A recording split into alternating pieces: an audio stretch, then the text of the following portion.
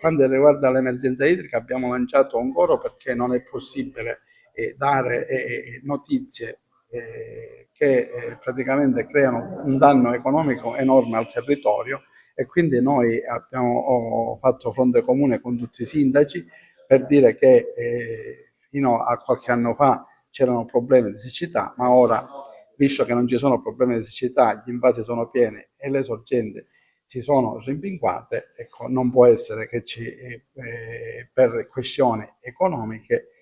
si possano subire ristrettezze di questo liquido prezioso. E quindi noi abbiamo avuto rassicurazione da parte dell'assessore all'acqua e ai rifiuti, il dottore Colaian, e speriamo, ecco, che questo chiuda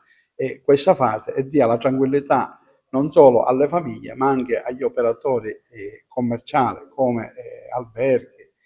ristoranti, B&B e attività commerciali di vario tipo, di poter lavorare tranquillamente. Ma il problema principale è quella che assolutamente non deve uscire nessun articolo di giornale o nessuna comunicazione Facebook che ci sia mancanza di acqua, perché altrimenti i turisti cambiano rotta e scelgono altre mete.